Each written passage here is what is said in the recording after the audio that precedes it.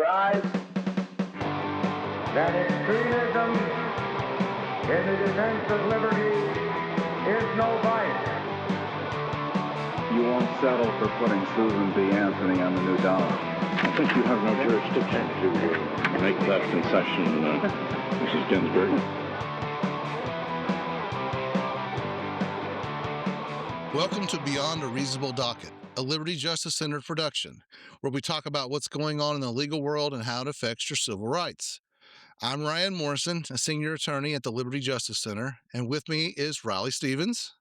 Good to be here. And Brendan Philbin. Hey, Ryan, how are you? And they are both senior attorneys at the Liberty Justice Center.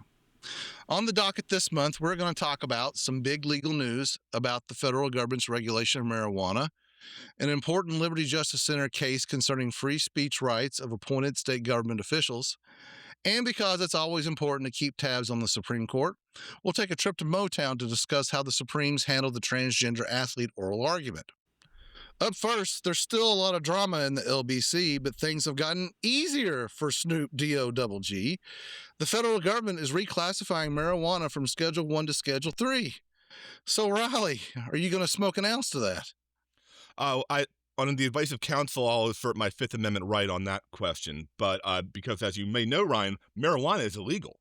Oh, I didn't know. Yes, it is actually a federal crime to possess, I think, any amount of marijuana. And so that has been a bit of an issue because it turns out it is legal in about 40 states at this point. About 40 states have medical marijuana. I think it's about 24 have some form of recreational marijuana available. And so they have these shops. I mean, I live here in Maryland where there's a drive-through in my neighborhood. It used to be a bank. Now it's a marijuana shop. Oh, wow. Did they keep it in the safe? I think that what they probably have to do is they probably have to keep their money in the safe, because one of the issues is, because this is a federal crime,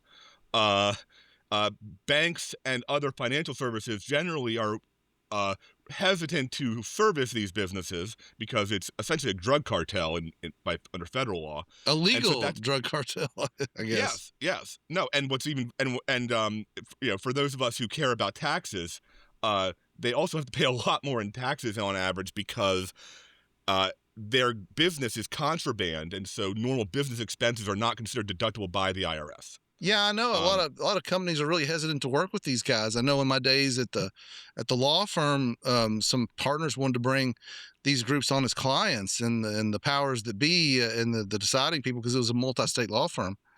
I said no, because you never knew when the feds were going to start enforcing the law again. Right, and we've been in this sort of limit period. There's actually been a sort of a spending rider on congressional appropriations that has said that DOJ is not supposed to be spending a lot of resources going after businesses that are compliant under state law. But in principle, every person working down at that shop is, they're Pablo Escobar, basically. They're running a massive drug operation under normal standards. I see. So go ahead. They're changing it from Schedule 1 to Schedule 3. So tell us what Schedule 1 is, what Schedule 3 is, and how do the rules get changed out there? How does the sausage get made? Right. So the way the Controlled Substances Act works, the federal law that outlaws marijuana and other drugs, is it places the different drugs that it cares about in there are actually 5 schedules. Schedule 1 being the strictest, and Schedule 5 being the loosey-gooseyest. Right. That's like Pop-Tarts and other drugs out there, like chocolate bars and candy. They're not on the schedule. Oh, my bad. That's what I just tell my kids. I don't think chocolate bars are actually on the schedule unless they have marijuana in them, which if they would be Schedule 1. Well, you never know. At places like out in Denver, which I visited, they talk about their brownies. Who knows what's in their chocolate bars out there? But anyway, go ahead. I mean, the shops in D.C. would have Skittles. They would have M&Ms. It was very much there was quite a lot of trade dress being leaning into that in snacking stereotype there for people that indulge in such things. Yes. You know a lot about that, Ryan. Then snacking, yes. Marijuana, no. Anyway, go ahead. Fair enough. Right. So marijuana is currently Schedule 1. That is the strictest. The Schedule 1 substance under federal law. The definition essentially is it is what the federal government has decided a drug of with a high potential for abuse and no accepted medical benefit, right? So these are drugs that are addictive and cause harm, but have no upside to them, at least according to the feds. The Schedule 2 is drugs that are highly addictive but have some medical use. For instance, cocaine is actually Schedule 2. A lot of amphetamines are Schedule 2. If you take ADHD medication, Adderall, Ritalin, those are Schedule 2 substances actually, which is why the federal government actually sets the amount of Adderall that can be manufactured, which is why the country keeps running out every year.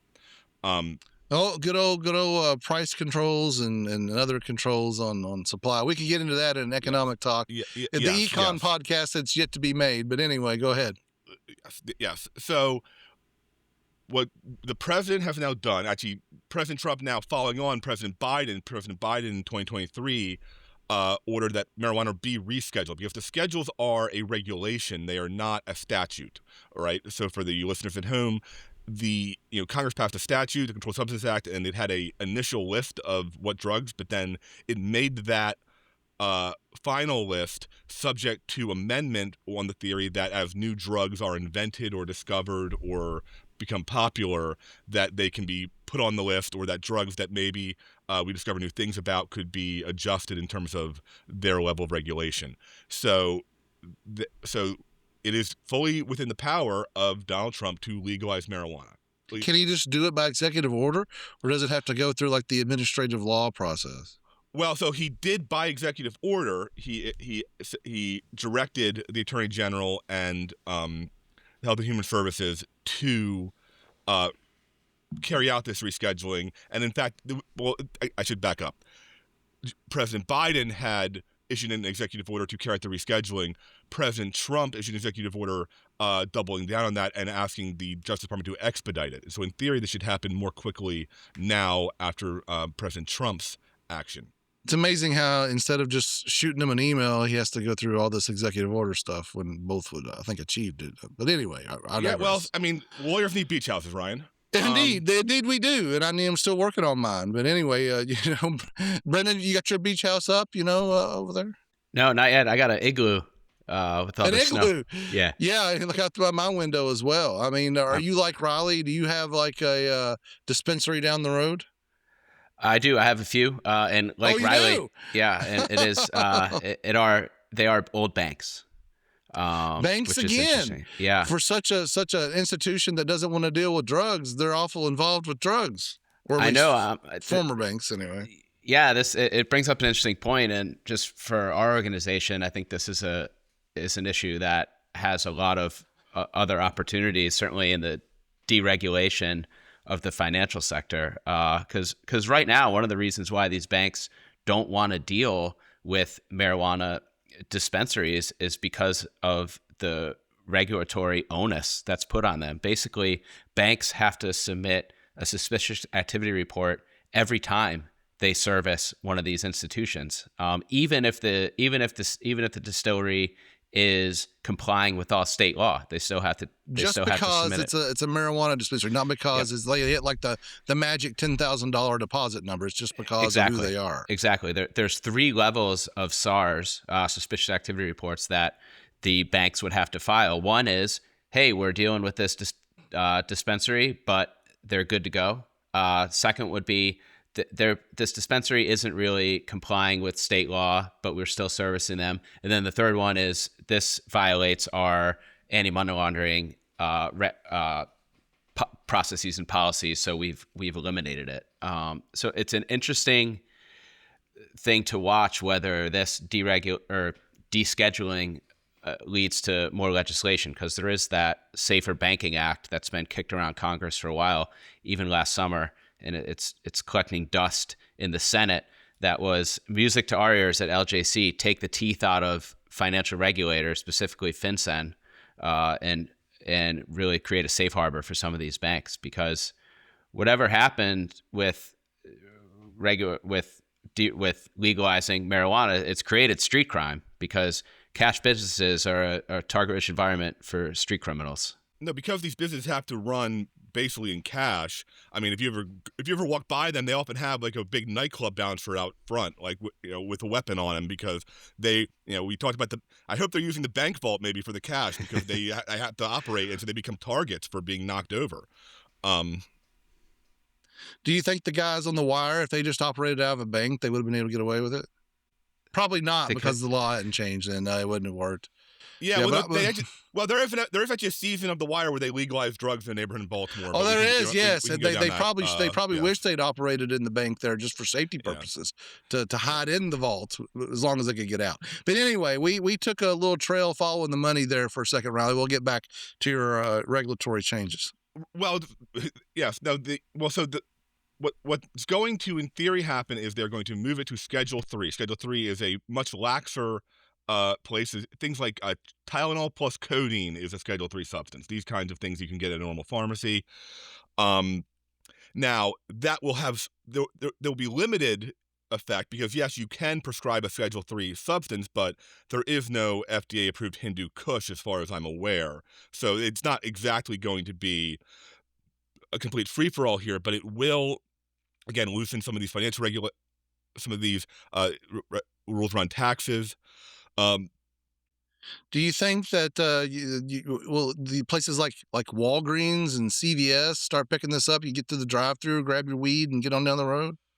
Probably not, because at least in most of these states, these places are licensed, sort of like liquor stores, where you have to go through you have to be a specifically licensed establishment. But it may depend on your state, I suppose. But the banks are still dragging their feet a little bit, Brendan. I don't know if you've seen where they've said, well, we're not really sure, because of course marijuana is not rescheduled yet. As much as the President Trump seems not to realize this, and has complained, I think, that the banks aren't moving fast enough to implement his executive order. But the thing is, the implementation is going to require a rulemaking process that goes through the normal rigmarole, and I have no doubt will be challenged in court by the portions of America that are still very much in favor of the war on drugs, which is fewer and fewer people, but there are some left. Do we know? Do people remember from their administrative law classes back in law school how many days it is? Like, you announce the rule, and then you've got so many days for the notice, for the comment, for people coming in, and then there's like a hearing and all this other kinds of stuff. Do you remember?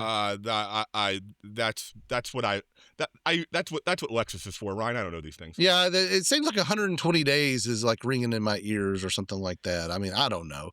I mean, I'm sure it's at least the standard lawyer month of 30 days at the minimum.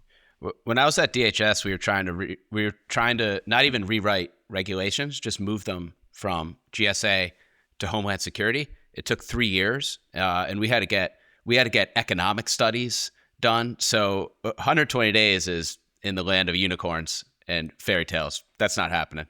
What I think what Ryan's thinking of is like the comment period or what have you, which is usually like a 60-day comment period, or these sorts of aspects of the process. But no, these things typically they take years, and even after the decision is made, it's then often a couple more years of litigation. So this is not going to happen necessarily anytime soon in that sense, but we now have two different presidents from two different political parties who have both endorsed this idea, and we have something. And if you look at the percentage of Americans who basically think marijuana should be legal, the issue is lost. It's just a question of how quickly the federal government catches up with that. Yeah, and I guess that just kind of finishes the conversation there on that, because it looks like the battle for weed has been won. It's just now a matter of time. We fought a war on drugs, and drugs won, Ryan.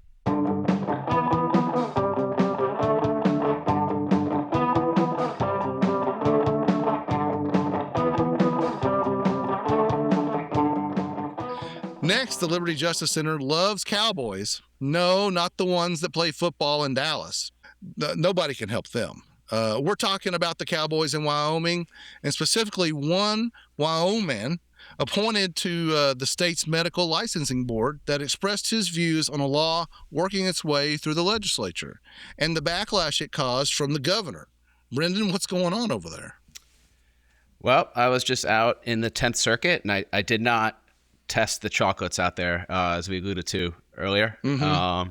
Though But you tried the brownies, though, right? Yeah, it would have eased my nerves before this oral argument. But LJC is representing Dr. Eric Cuban, who is a physician in Wyoming, and he was appointed by Governor Mark Gordon to the Wyoming Medical Board, which is the government entity in Wyoming that deals with physicians licensing when there's complaints or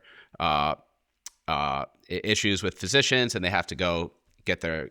The board will take a look at their license. Just like the bar regulates us as lawyers. Exactly. And so in Dr. Cuban, in his personal capacity, not as a member of board, but just as a private citizen, exercised that cherished right we all have to participate in representative government.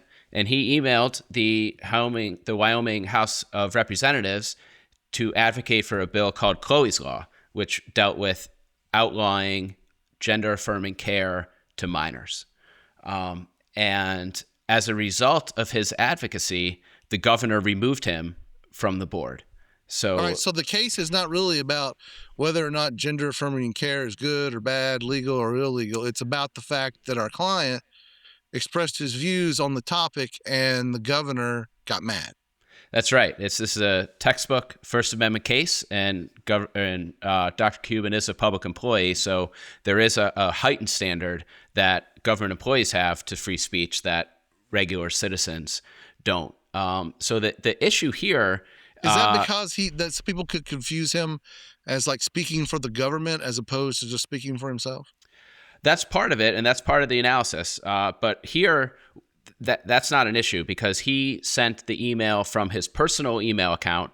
The Wyoming Medical Board never deals with the legislature. And in his email, he said he was writing as a Wyoming physician, not as a member of the board. So while that is an issue in a lot of these government employee free speech cases, we don't have to deal with that here. What we have to deal with is whether Dr. Cuban was speaking on a matter of public concern. And I just opened this up. So what's that? What's a matter of public concern? Well, I'm sure our listeners are saying, duh, obviously it's a matter of public concern because he's talking about legislation that's in front of the Wyoming House of Representatives. Can't be more public concerning than that. Yeah. But the problem is how he executed his advocacy, because the reason why Dr. Cuban felt compelled to write to the Wyoming House of Legislature is because the Wyoming Medical Association, which is the lobby group for Wyoming physicians, was actually opposed to the legislation. And in his advocacy, Dr. Cuban pointed out some problems with the Wyoming Medical Association. He opined that they were a little bit woke, they were left-leaning, and so they were not giving a fair representation of what all Wyoming physicians thought about this bill. So the district court found that Dr. Cuban was not speaking on a matter of public concern. He was actually airing a private grievance that he had with the Wyoming Medical Association. All right, so wait a minute.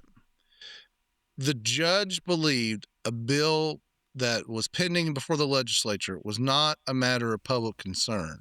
It was just it was just a smokescreen for his own axe to grind against the board he was on. That was what the judge thought? Yes. The judge thought the communication that Dr. Cuban emailed was more just airing of grievances. So it was Festivus time. Yeah. Okay, Festivus. That makes sense. Exactly. So what was the supposed grievances he had? Like he thought the other people smelled, or thought they looked funny, or what was it? They were. Anything? He thought they were woke.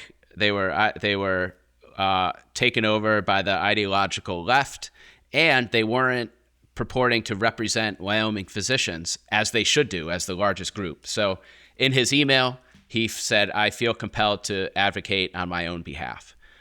So that was the issue that we brought to the 10th Circuit Court of Appeals, whether he was speaking on a matter of public concern or not.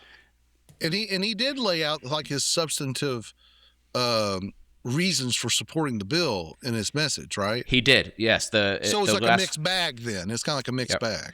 Yeah. Okay. So the court was very interested. First question they asked was, what is mixed speech case? What kind of case is this? And the law in the 10th Circuit, the case law in the 10th Circuit says that if personal animus can be sprinkled into your speaking on public concern, and it's still first protected speech on a matter of public concern, and if the personal animus gives perspective to your speech, then it's good to go. And so that's what we argued here, that Dr.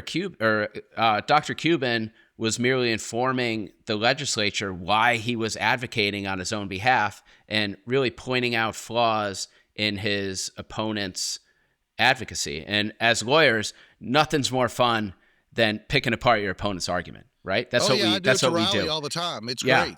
Yeah. So that's the argument we brought to the 10th Circuit. Said, hey, why should the court dictate how someone advocates? Because advocacy and showing your opponent's bias or incorrect views that's the fact of advocacy on any level, whether it's supporting legislation or fighting parking tickets. So it seems like this is kind of a contest of values here. Are we going to value more open debate, even though we got a little bit of personal in there, or are we going to clamp down on it, not being able to express our views on public issues? I think that's what it'll come down to. There is one other issue, and our listeners may have heard of the Pickering balancing test, and that's when the government employees, when they speak, courts will balance the right of the employee to speak against the government's interest in efficient operations.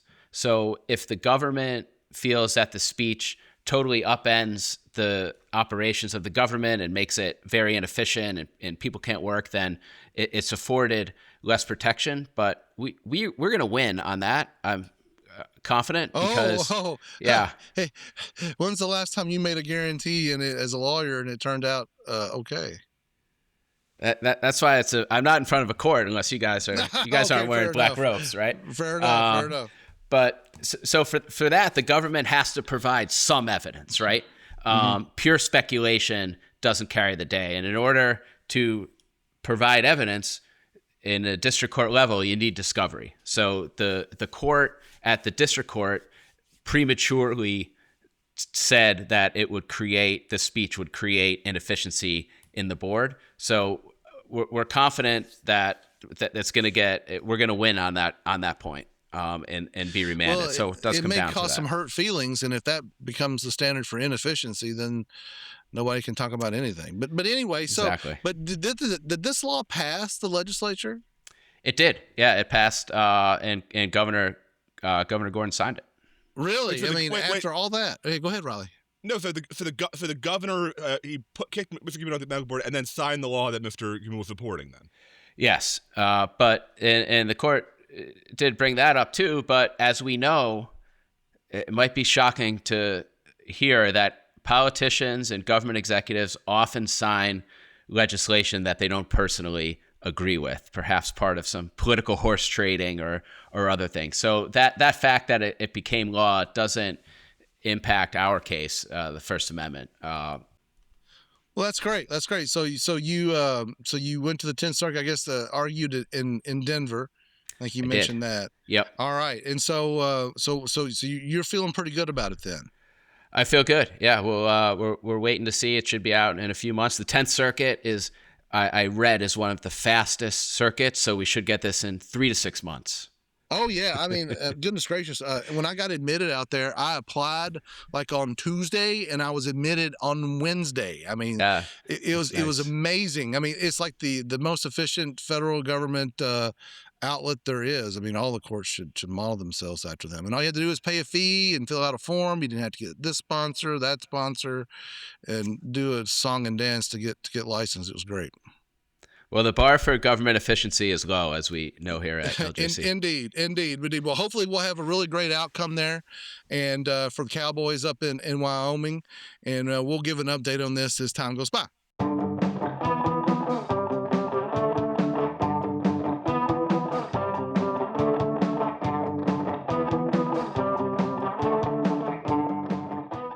now for this episode's trip to Motown, we'll check in on the Supremes.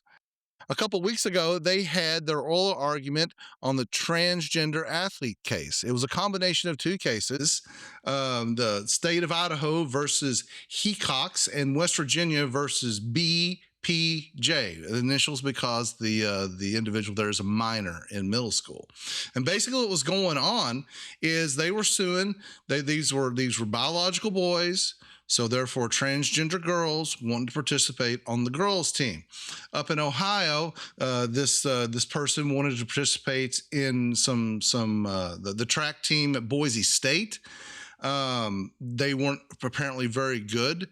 I'm not trying to make light of that, but that's what the news reports said. They weren't very good, so they couldn't make the team anyway. So he tried to join the club soccer team. And then down in West Virginia, BPJ wanted to be on the track team as well and run cross country, and apparently was not a very good cross country runner, but an average shot put and discus thrower for a girl. And so out in Idaho, there was an equal protection clause from the 14th Amendment claim made against Idaho because they had a law that said biological boys could not be in biological girl sports. And in West Virginia, they had a similar law. And so that plaintiff there sued under the 14th Amendment equal protection clause, but they also threw in a Title IX claim.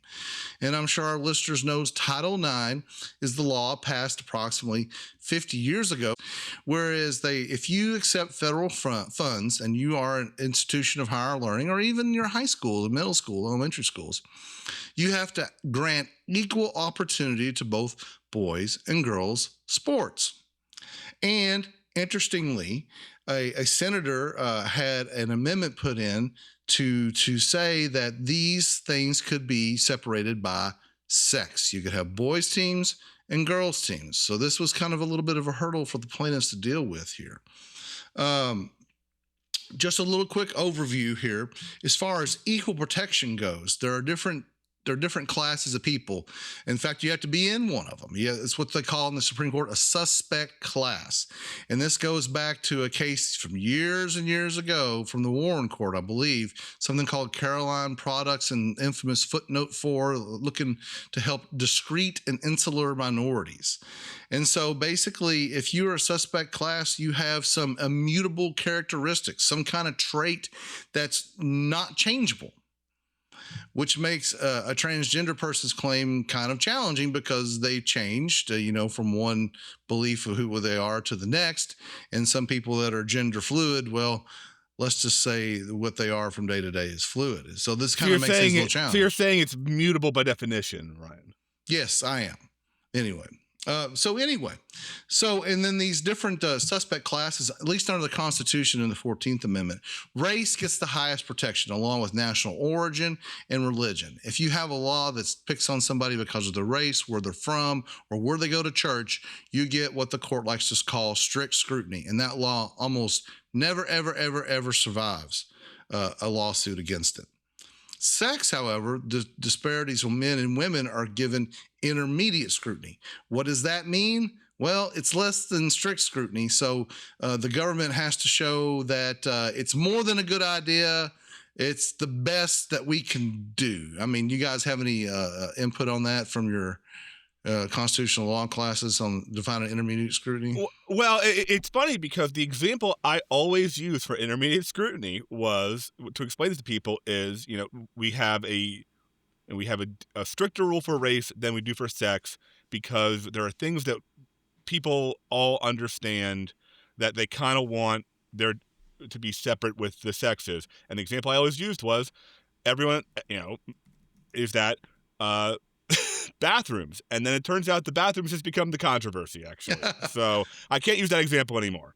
But we as a general matter, we give sex-based distinctions a lower bar because we recognize that there are some valid reasons for sex-based distinctions. We have two different types of bodies at play here, two different biological realities at play. And that runs into a funny situation now with the transgender issue because that the whole question is about the difference between the bodies and the identity. Indeed. So out in Idaho, the Ninth Circuit held for the trans athlete, and out in West Virginia, the Fourth Circuit held for the trans athlete as well, at least with respect to the Title IX claim. They withheld judgment on the constitutional claim. So the states appealed to the Supreme Court. The Supreme Court has never recognized trans people as a suspect class. This came up last year in the Scrimeti case. We all might remember the Scrimeti case coming out of Tennessee that banned gender-affirming care in Tennessee, and there were some other states involved as well. And then the issue came up for making transgender people a suspect class for equal protection, and the court declined to do it. So plaintiffs were up against the 8 ball already when they came to the Supreme Court. And of course, most people probably remember Justice Gorsuch a couple of years ago in an infant's Title VII, which is the body of law that applies to employment discrimination. And he had ruled, along with some others, including the chief, that said it was based an adverse employment action based on sex still applied to people that were transgender because they were not dressing in a way that conformed to their sex. Justice Kagan kind of gave him that idea through the litigation, and he went along with her idea. So people were all eyes, and that's a case called Bostick. Many people have probably heard about that one, or some people pronounced it Bostock, whatever your pleasure. Riley's looking at me funny. Well, how do you pronounce it, Riley? Bostock? Bostock? Yeah. I mean, that sounds like I've never heard anyone pronounce it the way you just pronounced it, to be honest. Well, again, I am here in the South, but so you're you technically, since you're below the Mason-Dixon line. But anyway, Bostick is how I always pronounced it. Bostock, I've heard of that, but that sounds like a certain kind of hunting bow for when you're going out to try to get a deer, I suspect. But anyway, just to rewind, and there's also other suspect classes like age, social and economic status. Those people, if you're classified by the government by those types of qualifications, it's what the government loves to hear, the rational basis test, which is basically if they can come up with a good reason, even if the reason is it sounded good that day, well, maybe not that low, but it's something a little bit above that, then the law is going to pass constitutional scrutiny. Interestingly, from out of the oral argument, the government acknowledged that trans people were discriminated against, but they wouldn't acknowledge it was on the level of people who suffered because of their race or even their sex. Said it was more similar to people that have mentally disabilities and how the discrimination they've suffered over the years. But to reach the suspect class level, you had to have a history of discrimination, like people suffered because of race and sex, like women, each of whom were not allowed to vote, own property, and had express classification based on their status written into law. I mean, the discrimination against trans people is not government-based. I don't know, aside from what some cross-dressing laws and I'll just real quick. Go ahead, Riley. Well, there was government-based. It turned out this actually came up at oral argument, Ryan. That apparently I didn't know this. There actually is a Supreme Court case from back in the day that said that sexual deviance, which is how such people were referred to in those days, could be banned from immigrating into this country. So there actually was an explicit Supreme Court case saying that the government could ban trans people from entering America. So there was actually some discrimination. Sure, I get that. But as we know, immigration law can be a little thorny when it comes to constitutional protections. Well, I don't think it should be, but I agree that it has been. Okay. And today, as close as you get are, aside from the law at issue in terms of sports, there are regulations against cross-dressing or drag performances in public places, but even non-trans people can participate in these activities, as Reilly could attest to. So plus, the rules apply to boys as much as they do girls. Like if a straight-up boy can't be on the girls' team, and a girl who's not trying to be a boy can't be on the boys' team. Well, there are some exceptions to that that let the girls participate. And the fact that trans people change their identity shows they're not discrete and insular, which is what we talked about before.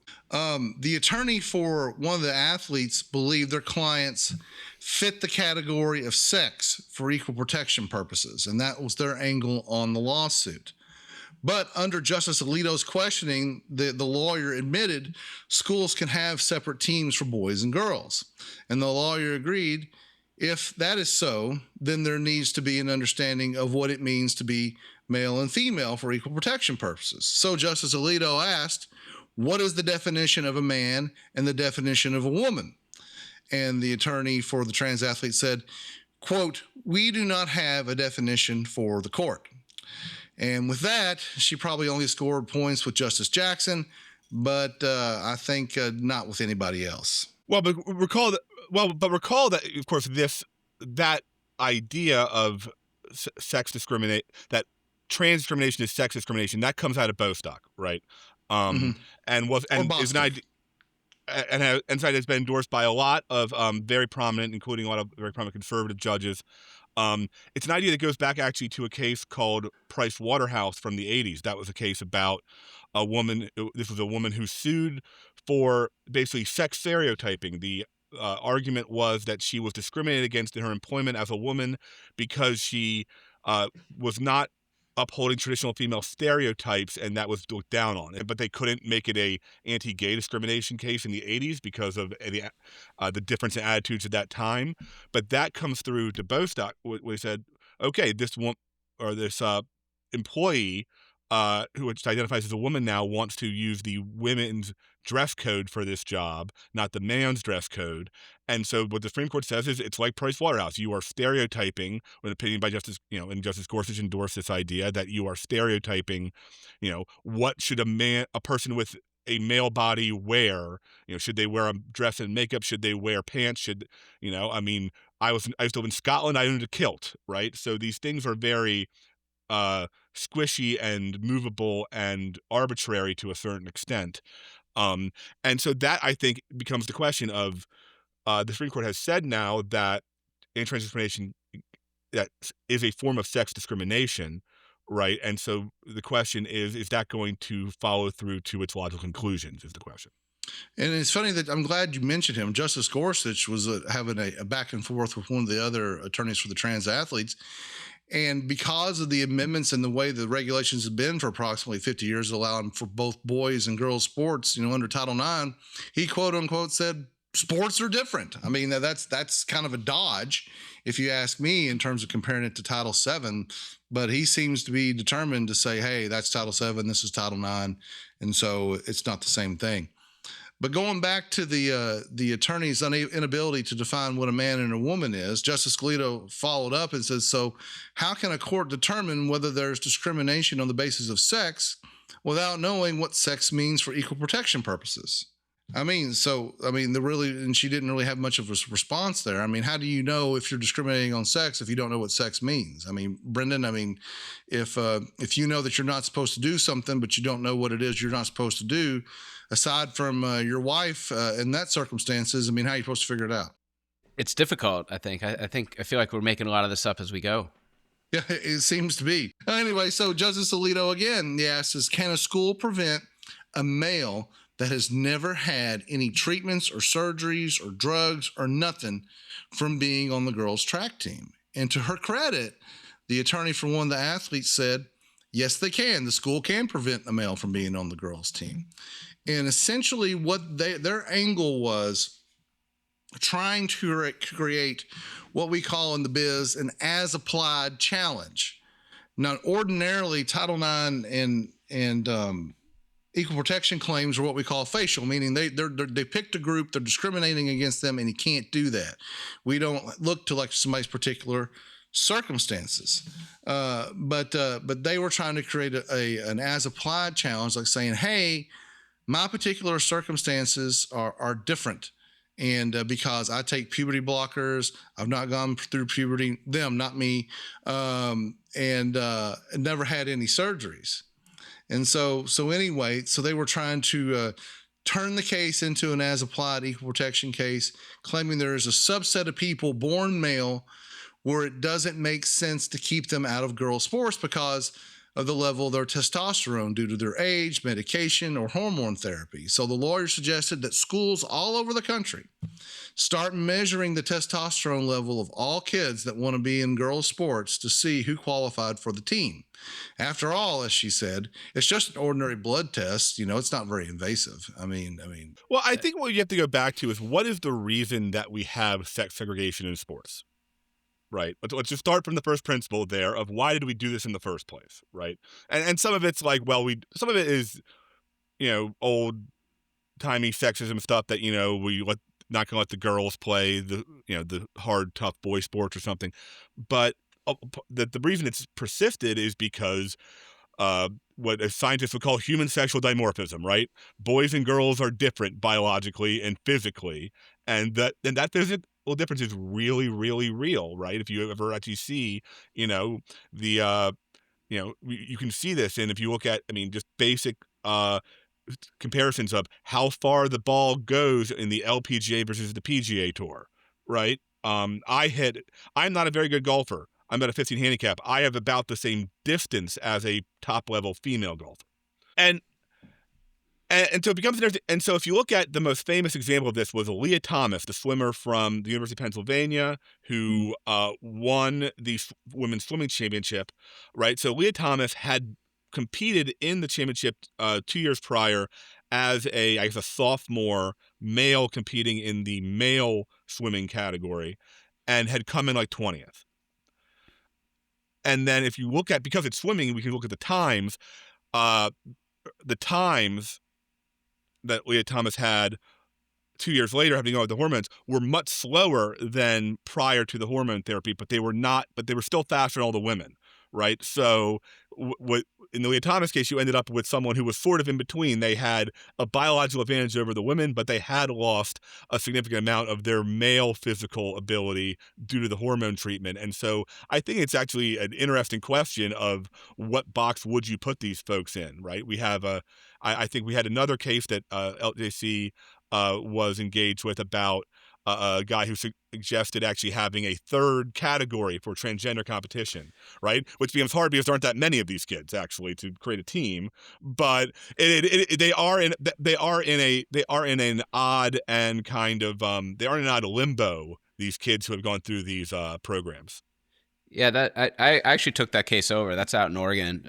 John Parks had the audacity to suggest a third category. And so John Parks he's a known commodity in U.S. track and field. He's a elite level coach. He's coached several Olympian sprinters, and he has a large amount of athletes that he's coached that have gone on to run Division I. He has his own coaching business where NFL stars will come back to coach with him. So he knows track and field, and he is a coach at Lake Oswego, or he was a coach at Lake Oswego, and he had a pretty elite sprinter who held the state record for the 400 meters, and there was a trans athlete, so someone who was born a male and then was transitioning to a female, running in the state championship 400 meters. And he wrote an email to the OSAA, the Oregon State Athletic Association, expressing his concern about the unfairness of birth males running against females. And he said, we need to fix this going forward. And one of the things he said is it's not really fair, because if the trans athlete had won, she wasn't she wouldn't be allowed under the larger U.S. track and field regulations to run at the next level. So she couldn't run in the Olympics or anything like that. So he called attention to that unfairness, and he said it would be great in the future, perhaps, that we had a third division. That way, high school sports, everyone could participate, and it's still a fair level. And for that, he was summarily fired from his job at Lake Oswego. I guess technically his contract was not renewed, which is a sticking point. But anyway, so yeah. So to Ryan's point, if we make this a as applied challenge, it's not just the parties that are in front of the court right now. Like this issue is pervasive, and it is everywhere, and it will. I think this decision could fundamentally change high school sports overall, and we see it at every level. We saw it in the Olympics with the boxers, right? NCAA swimming, and down to high school sports, not just track and field. You have large who were born males playing females playing volleyball and breaking kids' noses. I wonder. So it's a safety issue. I wonder on the high school level if this problem is maybe going to solve itself a little bit, just because we've, as we discussed at the beginning of or earlier in the show, obviously Wyoming, we have a case related to Wyoming has a law against this. There was Crometti, which is the Supreme Court case about bans on gender affirming care. A lot of these clinics are getting sued because a lot of them were not even following the protocols that the transgender community endorses, actually. And so I'm wondering if the youth medical transition, are there just going to not be very many of these kids to have this issue at the high school level? I don't know. Yeah, well, that kind of leads into the final point. This, before I get to it, I got curious one day and looked at the boys' state championship time for the 100 meters, like here in my state of Kentucky. And that time is better than the women's world record time in the 100 meters. A high school boy can run faster than an Olympian world record holder. I mean, it's just, from my perspective, it's undeniable. And just one last point here, like the small number of people this affects. Dan McLaughlin at National Review Online wrote a little bit about it after the oral argument. And he wrote that, the trans athletes, quote, were reduced to contending that a policy that is non-discriminatory towards 99% of the people it applies to can nonetheless violate intermediate scrutiny on an as-applied basis towards a small subset of transgender athletes. But intermediate scrutiny has never required that a policy be perfectly tailored to avoid gender unfairness toward anyone. Allowing an as-applied challenge by small subsets of people would de facto convert intermediate scrutiny into such a standard. And as the Chief Justice observed, that sounds an awful lot like strict scrutiny. So basically, it seems the plaintiffs are going to have to get rid of intermediate scrutiny and get the court to throw sex, if they deem this as a sex discrimination case, up there with race, national origin, religion, and look at it under strict scrutiny as applied to them, which there was some discussion in the oral argument that, are we even sure as applied challenges exist under the Equal Protection Clause or Title IX? Well, it's looking like the court's not going to play ball, pun intended, with the trans athletes on this case, but who knows, maybe next time.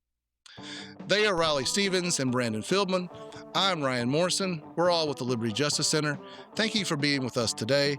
Please subscribe to Beyond a Reasonable Docket podcast and tell your friends to subscribe as well. We appreciate your 5-star ratings and your kind reviews. They really help us out. Follow the Liberty Justice Center on all social media platforms and come visit our home on the web, libertyjusticecenter.org, where you can sign up for the Beyond a Reasonable Docket Substack. We hope you had a great time with us today, and please join us again for the next Beyond a Reasonable Docket. Court stands adjourned.